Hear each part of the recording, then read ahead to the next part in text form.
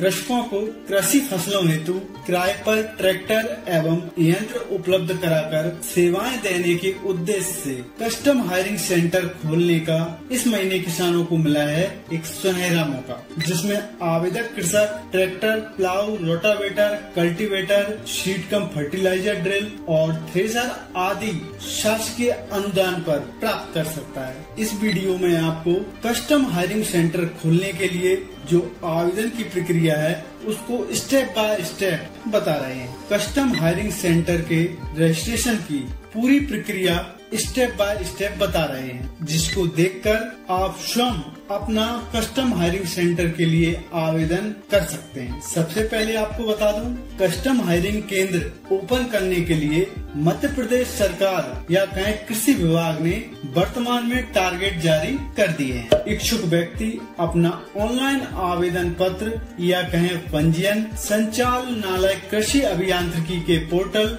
www.chcmp-org के माध्यम से अप्लाई कर सकते हैं। कस्टम हायरिंग सेंटर स्थापित करने हेतु आवेदन करने की शुरुआत 30 जुलाई 2024 से प्रारंभ हो गई है तथा पंजीयन करने की अंतिम तारीख 14 अगस्त 2024 रखी गई है। ऑनलाइन आवेदन की प्रक्रिया पूर्ण होने के बाद कस्टम हायरिंग सेंटर की लॉटरी 16 अगस्त 2024 को खुलेगी। कस्टम हायरिंग सेंटर यंत्र हेतु निःशुल्क अप्लाई किया जाता है, अर्थात ऑनलाइन आवेदन हेतु पोर्टल फीस 0 है, परंतु प्रत्येक आवेदक को आवेदन हेतु धरोहर राशि ₹10,000 का बैंक ड्राफ्ट, जिसको हम डीडी कहते हैं, बनवाना होगा, जिसकी स्कैन प्रति ऑनलाइन आवेदन के समय अपलोड करना होगा। तो चलिए आगे हम ऑनलाइन आवेदन की पूरी प्रक्रिया को समझते हैं। कस्टम हायरिंग सेंटर या कहें कस्टम प्रोसेसिंग के लिए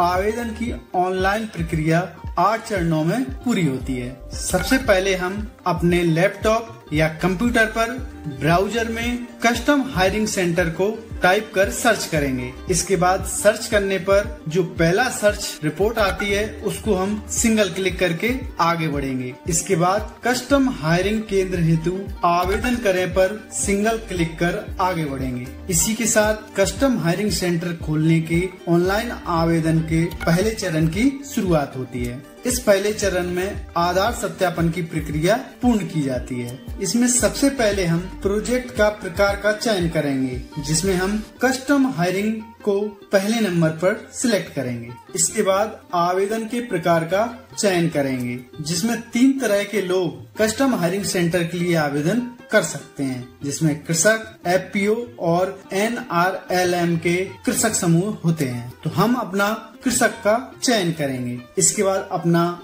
12 अंकों के अपने आधार नंबर को इसमें दर्ज करेंगे और आगे हम इस डिवाइस के प्रकार का चयन करेंगे, जिसमें हम मार्पो डिवाइस का चयन कर रहे हैं। इसके बाद नीचे दी गई कंडीशन को हम टिक मार्क करेंगे और अपना आधार सत्यापन हेतु बायोमेट्रिक डिवाइस से किसान के फिंगर को कैप्चर करेंगे। ध्यान रखें, यदि किसान या संगठन का आधार सत्यापित नहीं है तो वह आवेदन के लिए अपात्र होगा। बायोमेट्रिक डिवाइस से फिंगर कैप्चर करने के साथ ही यह पहला चरण पूरा होता है। दूसरे चरण में आवेदक के विवरण में हम सबसे पहले आवेदक कृषक की माता का नाम लिखेंगे व अन्य जानकारियां ऑटोमेटिकली आधार कार्ड के हिसाब से, जैसे किसान का नाम, किसान के पिता का नाम और जन्म तिथि, लिंग आदि ऑटोमेटिकली आधार से लिंक होने के कारण दर्ज हो जाएंगे। इसके बाद यहाँ से आप आवेदक कृषक के मध्य प्रदेश के मूल निवासी होने की स्थिति का दर्ज करेंगे।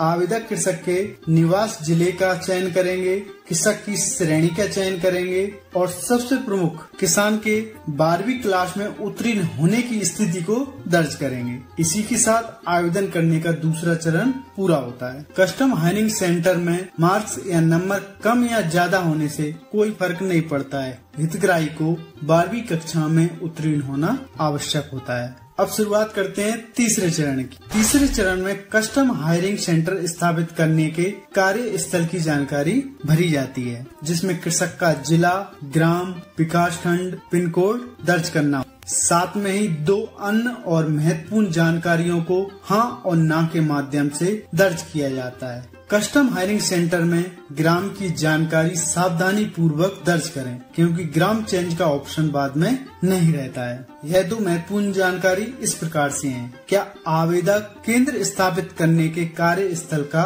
वोटर ID धारक है, अर्थात आवेदक किसान जिस ग्राम से अपना ऑनलाइन आवेदन कर रहा है उस ग्राम में उसका वोटर ID बना हुआ है या नहीं है, इसकी जानकारी हमको हाँ या ना में दर्ज करनी होगी। इसके अलावा क्या आवेदक केंद्र स्थापित करने के कार्य स्थल का स्वयं या माता पिता के नाम पर उस ग्राम में भूमि है या नहीं है, इसकी भी जानकारी हमको हाँ या ना में दर्ज करना होता है। इन दोनों जानकारियों में कम से कम एक ऑप्शन पर किसान का हाँ में जवाब अनिवार्य होता है। अब बात करते हैं हम चौथे चरण की। इस चौथे चरण में आवेदक कृषक के निवास के पते के संबंधी जानकारी दर्ज करना होता है, जिसमें आवेदक कृषक के संभाग, जिला, विकास खंड, ग्राम, पिन कोड और मोबाइल नंबर आदि जानकारियों को अनिवार्य रूप से दर्ज करना होता है। इसके अलावा किसान की समग्र ID नंबर और ईमेल ID भी स्वेच्छा के अनुसार दर्ज कर सकते हैं, पर यह दोनों जानकारियां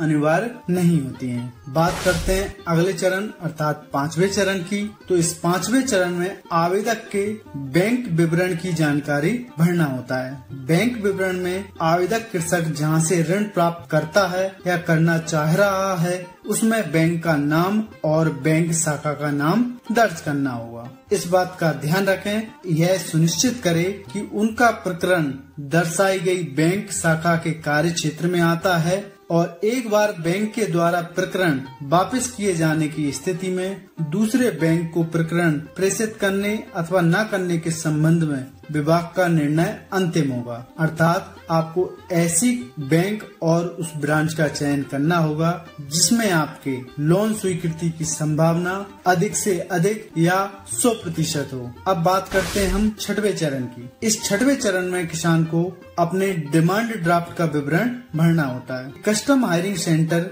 के लिए ऑनलाइन आवेदन करते समय धरोहर राशि के लिए 10,000 रूपए के डिमांड ड्राफ्ट की आवश्यकता होती है। यह डिमांड ड्राफ्ट किसान को अपने स्वयं के बैंक खाते से अपने ऑनलाइन आवेदन करने से पहले ही बनवाना होगा, जो अपने जिलों से संबंधित संभागीय सहायक कृषि यंत्री के नाम से बनवाना होता है। यहाँ पर डिमांड ड्राफ्ट किस बैंक के द्वारा जारी किया गया है, उस बैंक का नाम, डिमांड ड्राफ्ट का क्रमांक और डिमांड ड्राफ्ट जिस दिनांक को बैंक के द्वारा बनाया गया है उस तारीख को दर्ज करना होता है। साथ में ही किसान को कुछ अपनी घोषणाएं करनी होंगी। यह घोषणाएं इस प्रकार से हैं। घोषणा करता हूं कि योजना के नियम तथा शर्तों का पालन करने हेतु बाध्य रहूंगा। मैं बैंक ऋण में अपने हिस्से की मार्जिन मनी देने में सक्षम हूं। आवेदन में दर्शाई गई समस्त जानकारियां मेरे ज्ञान एवं विवेक के अनुसार सही हैं एवं मेरे द्वारा किसी भी जानकारी को छुपाया नहीं गया है। मैंने दिशा निर्देशों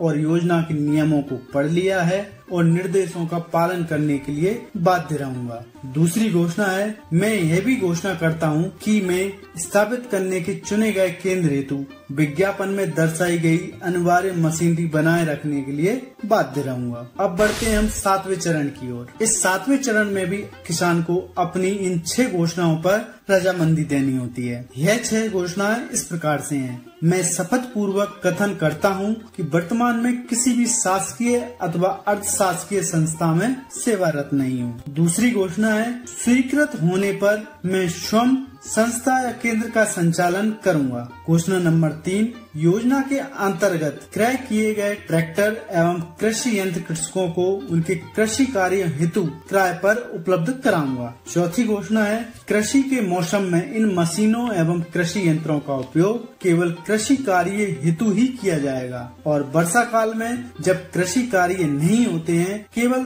तभी इनका उपयोग अकृषि कार्य हेतु किया जा सकता है। 5वीं घोषणा है, क्रय किए गए कामों एवं कृषि यंत्रों के बीमा, पंजीयन, संचालन, सुरक्षा संबंधी मापदंडों आदि हेतु निर्धारित शासकीय नियमों और निर्देशों का पालन करूंगा। 6वीं घोषणा है, समय समय पर कस्टम हायरिंग केंद्र एवं संधारित पंजियों का निरीक्षण विभागीय अधिकारियों या इंजीनियरों द्वारा किए जाने हेतु मैं सहयोग करूंगा तथा चाहे जाने पर केंद्र द्वारा किए गए कार्य की प्रगति समय समय पर उपलब्ध कराऊंगा। अब आगे बढ़ते बढ़ते हैं 8वें चरण की ओर। 8वें चरण में आवेदक कृषक को अपने इन 6 दस्तावेजों को स्कैन कर अपलोड करना होता है। इन 6 दस्तावेजों में सबसे पहले आता है आधार कार्ड। तो किसान को अपना आधार कार्ड दोनों तरफ से स्कैन कर अपलोड करना होता है।